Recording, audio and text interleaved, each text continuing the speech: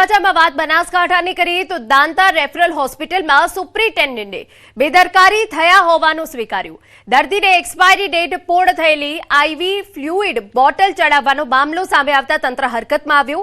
હોસ્પિટલના સુપ્રિન્ટેન્ડન્ટે આ ઘટનામાં બેદરકારી થઈ હોવાનું સ્વીકાર્યું છે. તેમણે જણાવ્યું કે હોસ્પિટલમાં રહેલી દવાઓ અને અન્ય બોટલોના સ્ટોકની તપાસ શરૂ કરવામાં આવી છે. સમગ્ર મામલે જવાબદાર સ્ટાફના નિવેદનો લેવામાં આવશે અને તપાસ બાદ જરૂરી कार्यवाही કરવામાં આવશે.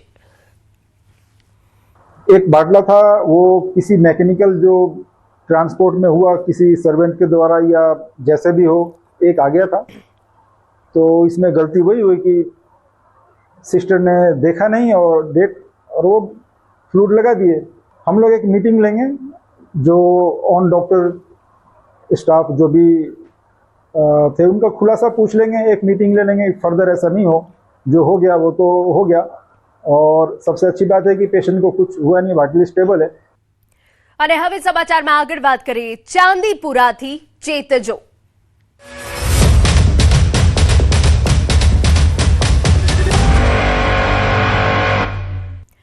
ચાંદીપુરા વાયરસના કહેર વચ્ચે સાબરકાંઠાના હિંમતનગરથી ખળભળાટ મચાવે તેવા સમાચાર સામે આવ્યા. અહીં છેલ્લા 17 દિવસમાં 6 બાળકોના મોત થયા. જો કે તેમાંથી એક જ બાળકનો ચાંદીપુરા રિપોર્ટ પોઝિટિવ આવ્યો હતો. એવામાં બાકીના 5 બાળકોના મોત કયા કારણથી થયા એ મુદ્દે આરોગ્ય તંત્ર દોડતું થયું છે. 26 જૂનથી અત્યાર સુધીમાં હિંમતનગર સિવિલ હોસ્પિટલમાં ચાંદીપુરા જેવા લક્ષણો ધરાવતા 9 બાળકો દાખલ થયા. તેમાંથી અત્યાર સુધી 6 બાળકોના મોત થયા છે અને 2 બાળકો સારવાર હેઠળ છે. ચોંકાવનારી બાબત એ છે કે 8માંથી માત્ર એક જ સેમ્પલ ચાંદીપુરા પોઝિટિવ આવ્યું છે, જ્યારે 7 સેમ્પલ નેગેટિવ આવ્યા છે અને એક રિપોર્ટ પેન્ડિંગ છે. નેગેટિવ રિપોર્ટ છતાં મોત થતા ડેન્ગ્યુ, મેલેરિયા સહિત અન્ય અજાણ્યા વાયરસની સંભાવના અંગે પણ તપાસ કરાઈ રહી છે. સિવિલ હોસ્પિટલે વધુ તપાસ માટે તમામ સેમ્પલ ગાંધીનગરની જીબીઆરસી લેબમાં મોકલ્યા છે. હાલ તબીબો દ્વારા બાળકોની સઘન સારવાર કરવામાં આવી રહી છે. તેમજ આગામી દિવસોમાં કેસો વધે તો તેને પહોંચી વળવા માટે પણ તંત્રએ તમામ તૈયારીઓ કરી લીધી છે. અહીંયા આપણે પીડિયાટ્રિક આઈસીયુ છે હિંમતનગરની અંદર, તો આપણે 9 શંકાસ્પદ એડમિટ થયા છે બાળકો, જેમની ઉંમર 14 વર્ષથી ઓછી જ છે. હવે એમની અંદર અમારે 6 એક્સપાયરી થઈ છે અને પોઝિટિવ કેસ જોવા જઈએ તો એક ઉદયપુર રાજસ્થાનનું જ હતું. બાકીના બધા અત્યાર સુધી જે કેસીસ છે બધા નેગેટિવ છે. એક પેશન્ટને આજ સવારમાં જ એડમિટ થયું છે, એમની રિપોર્ટ અમે મોકલાઈ છે. 26 તારીખે લઈને અત્યાર સુધીમાં ચાંદીપુરા સસ્પેક્ટેડ વાયરસની અંદર 9 દર્દીઓ આપણા હિંમતનગર સિવિલ હોસ્પિટલમાં દાખલ થયા છે. એની અંદર 8 જણનો રિપોર્ટ આવી ગયેલો છે અને એક રિપોર્ટ આવવાનો બાકી છે. એમાં એક પોઝિટિવ આવેલું, એનું મૃત્યુ થયું છે અને એક સાજો થઈને ઘરે ગયો છે. આપણી હોસ્પિટલમાં 5 જણના મૃત્યુ થયેલા છે અને એક ઘરે ગયો તો એનું મૃત્યુ થયું છે. અને અત્યારે હાલ સારવાર હેઠળ 2 દર્દી છે, એમાંથી એકનો રિપોર્ટ નેગેટિવ છે પણ એ વેન્ટિલેટર ઉપર છે. અને રાતના લગભગ 3 વાગે એક મેઘરજથી રિફર થઈને બીજું દર્દી આવ્યું છે જે ક્રિટિકલ છે અને આવતાની સાથે જ એને વેન્ટિલેટર પર મૂકવું પડ્યું છે અત્યારે. અને એનો રિપોર્ટ લઈ અને અમે તપાસ માટે ગાંધીનગર મોકલી આપ્યો છે. એનો રિપોર્ટ આવશે એટલે ચોક્કસ ખબર પડશે. અન્ય મહત્વના સમાચાર ભરૂચ કલેક્ટર કચેરી ખાતે આમ આદમી પાર્ટીના આગેવાનો અને કાર્યકરોએ ડેડિયાપાડાના ધારાસભ્ય ચેતર વસાવા સહિત પક્ષના હોદ્દેદારો સામે નોંધાયેલા કેસોના વિરોધમાં પ્રદર્શન કર્યું હતું.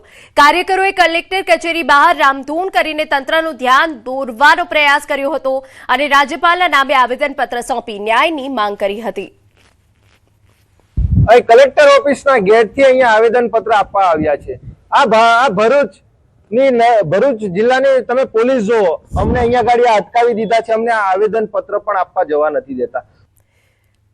વલસાડ જિલ્લામાં છેલ્લા કેટલાક દિવસથી વરસાદે વિરામ લીધો છે, પરંતુ અગાઉ પડેલા ભારે વરસાદે શહેરના અનેક રસ્તાઓની પોલ ખોલી દીધી. શહેરના વિવિધ રસ્તાઓ ધોવાઈ જતા અને મોટા ખાડા પડતા વાહન ચાલકો તેમજ રાહદારીઓને ભારે હાલાકીનો સામનો કરવો પડી રહ્યો છે. દર વર્ષે વલસાડ નગરપાલિકા પ્રી મોન્સૂન કામગીરીના નામે રસ્તાઓની મરામત અને ડ્રેનેજ સફાઈ પાછળ લાખો રૂપિયા ખર્ચ કરતી હોવાના દાવા કરે છે. છતાં પ્રથમ જ ભારે વરસાદમાં રસ્તાઓ બિસ્માર બનતા લોકોમાં રોષ છે. ખરાબ રસ્તાઓના કારણે અકસ્માતો અને વાહનોને નુકસાન થવાની ઘટનાઓ પણ સામે આવી રહી છે. શહેરીજનોએ તંત્ર સામે સવાલો ઉઠાવી શહેરના રસ્તાઓનું સમારકામ કરવાની માંગ કરી છે. ગત વર્ષે કરતા 25 લાખ રૂપિયા વધારે આપીને પાલિકાએ કોન્ટ્રાક્ટ આપ્યો હતો એ 72 લાખ રૂપિયાની જગ્યાએ 72,000નું કામ પણ નથી દેખાતું. ઘણા બધા રસ્તાઓની હાલત ખરાબ છે વલસાડના. અગર આ રસ્તાઓનું સમારકામ નહીં કરે તો અમારા દ્વારા ઉગ્ર વિરોધ કરવામાં આવશે. કે ડ્રેનેજ લાઇનનો મેઇન ઇસ્યુ છે, એના કારણે ઘણી બધી જગ્યાએ રસ્તા પર પાણી ભરાઈ ગયા હતા અને હવે અહીંયા ઘણી બધી જગ્યાએ શાકભાજી માર્કેટ એરિયા છે કે બજાર છે કે પછી કૈલાસ રોડના એરિયા છે, એ બધી જગ્યાએ રસ્તાઓ ખરાબ છે અને કોઈ પણ એવી તરત કામગીરી પણ કરવામાં નથી આવતી. લોકો અહીંયા ઉનાળામાં, શિયાળામાં દરેક સમયગાળામાં રસ્તા પર તો હેરાન થવાનું જ છે. સમાચાર રાજકોટમાંથી ગોંડલમાં ગેરકાયદેસર બાંધકામો પર નગરપાલિકાનું બુલડોઝર ફરી વળ્યું છે. પાંજરાપોળ બ્રિજ નજીકના આવા કાચા પાકા મકાનો અને કમર્શિયલ બાંધકામો ધરાશાયી કરાયા છે. આ દબાણો ગોંડલી નદી પર બની રહેલા નવા બ્રિજના એપ્રોચ રોડની કામગીરીમાં નડતા હતા. તંત્રએ 2 મહિના અગાઉ નોટિસ આપી હોવા છતાં જગ્યા ખાલી ન થતા અંતે ડિમોલિશન કરાયું. બ્રિજની આસપાસના 70 મીટર વિસ્તારના તમામ નડતરરૂપ બાંધકામો સંપૂર્ણ તોડી પડાયા. નગરપાલિકાના ચીફ ઓફિસરના જણાવ્યા મુજબ આગામી દિવસોમાં પણ બાકીના દબાણો તબક્કાવાર દૂર કરાશે. પાંજરાપોળ પાસે આરએનબી દ્વારા જે નવો બ્રિજ ફોરલેન બનાવવામાં આવે છે એમાં અડચણરૂપ કોમર્શિયલ અને નદીની અંદરના અન્ય પ્રકારના દબાણો આજે દૂર કરવાની કાર્યવાહી કરી છે. આરએનબી દ્વારા રોડની બંને સાઈડ જે એપ્રોચ કરવાનો છે એને માટે આ જરૂરી હોય એ કાર્યવાહી નગરપાલિકા દ્વારા હાથ ધરવામાં. સિંહ બાદ હવે વાઘની પજવણી થઈ. જૂનાગઢના સકરબાગ ઝૂમાંથી વાઘની પજવણીનો એક વિડીયો સોશિયલ મીડિયા પર વાયરલ થયો. વિડીયોમાં કેટલાક પ્રવાસીઓ વાઘના પાંજરામાં કપડું ફેંકીને તેને હેરાન કરતા જોવા મળે છે. વિડીયો વાયરલ થતા ઝૂ તંત્રએ સમગ્ર ઘટનાની તપાસ શરૂ કરી છે. જો કે આ ઘટનાએ ઝૂમાં વન્ય પ્રાણીઓની સુરક્ષા અને દેખરેખ સામે અનેક સવાલો ઉભા કર્યા છે.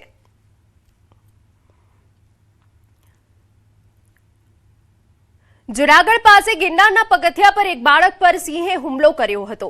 આ ઘટના અંગે મુખ્યમંત્રીએ ફિલ્ડ અધિકારીઓ સાથે તાકીદની બેઠક યોજી હતી. આ બેઠકમાં લેવાયેલા નિર્ણયો મુજબ સીડી વિસ્તારમાં હવેથી નવા વન સુરક્ષા ગાર્ડ તૈનાત કરાશે. સંવેદનશીલ વિસ્તારમાં કાયમી ચેકપોસ્ટનું નિર્માણ કરવામાં આવશે. યાત્રાળુઓની સલામતી માટે નવી એસઓપી તૈયાર કરાશે. આ ઉપરાંત સમગ્ર વિસ્તારને કાયમી સાયલેન્ટ ઝોન જાહેર કરી જંગલ પર ડ્રોનથી નજર રખાશે. આવી ઘટના ફરી ન બને તે માટે ટ્રેકર્સની સંખ્યા વધારવામાં આવશે અને વન વિભાગમાં બીટગાર્ડની ભરતી પ્રક્રિયા શરૂ કરાશે. ગિરનાર સિવાયના વિસ્તારોમાં સિંહોની પજવણીની ઘટનાઓ સામે આવી છે, જેની સામે તંત્ર દ્વારા ઝીરો ટોલરન્સ નીતિ અપનાવવામાં આવશે.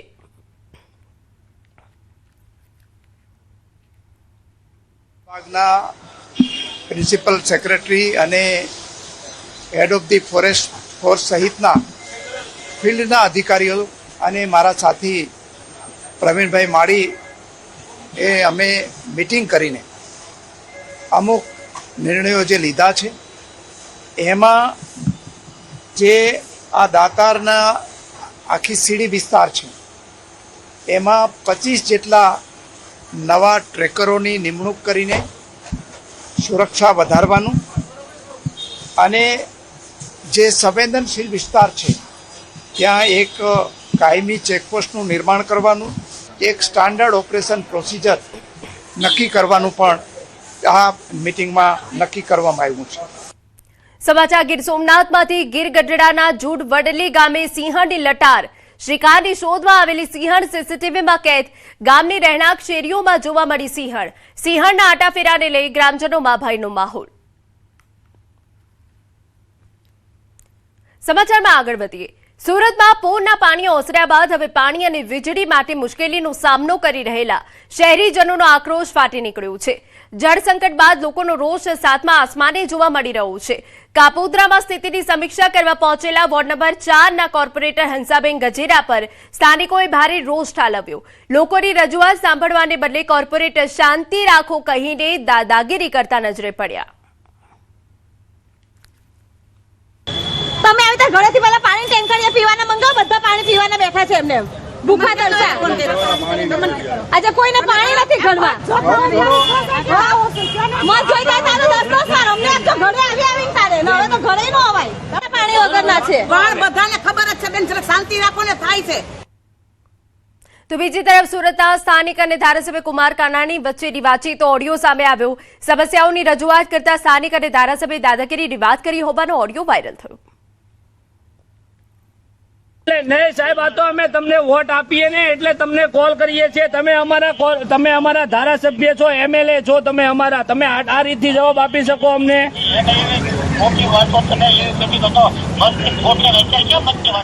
તો મત આપીએ એટલે તો તમને અને એટલે મત દઈ દીધો એટલે કે મતની વાત જ નથી કરવાની.